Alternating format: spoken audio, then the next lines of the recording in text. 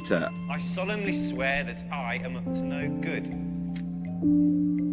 Okay, so Fred and George acquired the Marauders map in their first year, right? And Ron had Scabbers from the off.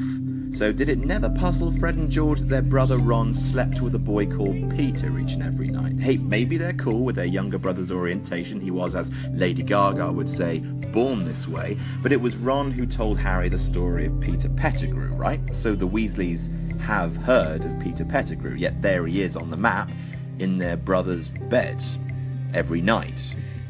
Way to go, twins. Number 9, Lavender Brown's fickle character, so much so that she never received any description of what she looked like. So when it came time to cast her in the movies, the executives thought, well, her name is Brown, and made her of Afro-Caribbean descent, with actors Kathleen Corley and Jennifer Smith playing her. Both times the character was listed as Lavender Brown in the credits.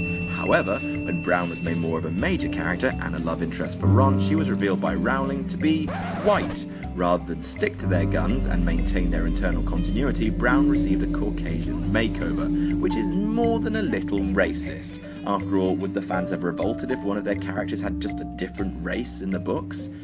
Depressingly, yeah, maybe. Lovely.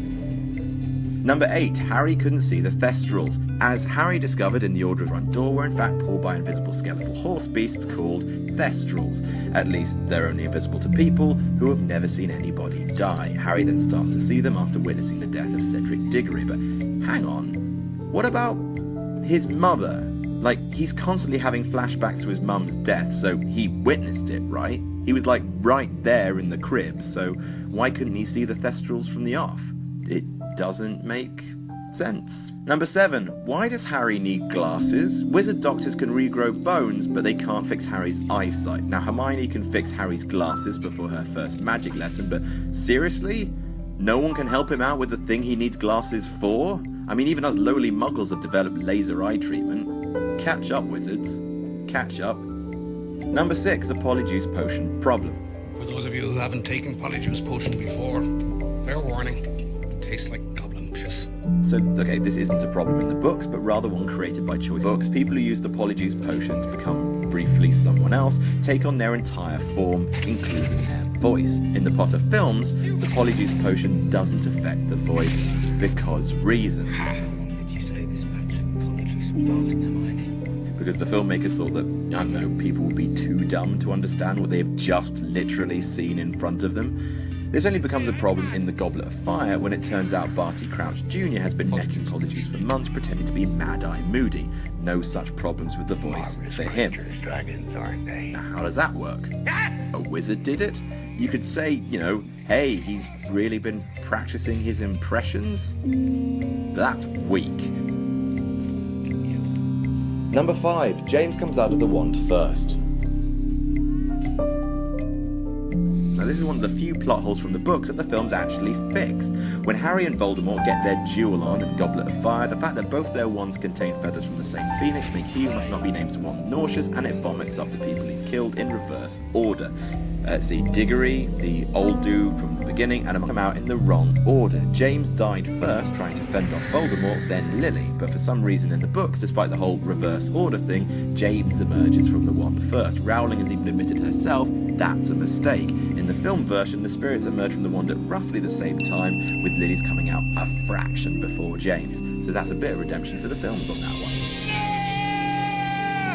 Number 4, the shape-shifting school, and the redemption is immediately lost. The problem with having a whole raft of different directors for the Potter franchise is that first, tone can be a bit all over the place, and second, it plays havoc with the geography of Hogwarts. With Christopher Columbus, the school more or less looked the same, then along came Alfonso Cuarón, adding the covered bridge, clock tower and courtyard that hadn't appeared in the books. The architecture became grander, Hagrid's hut was further away from the school, sorry Haggers, on your bike.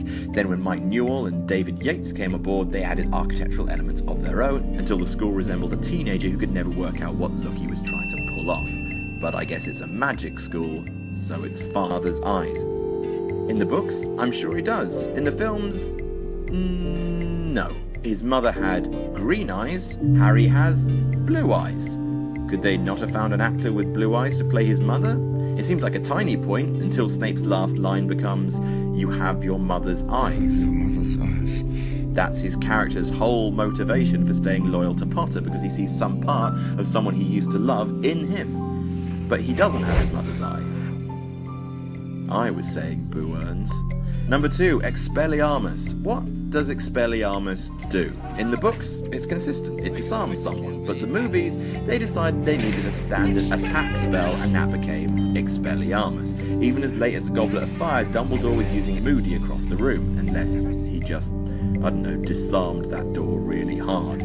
This becomes a major problem in the film's internal logic when Expelliarmus becomes pivotal to working out who has the allegiance of the Elder Wand, because in a moment of last-minute retconning, it's revealed that wands become loyal to whoever disarmed their current owner.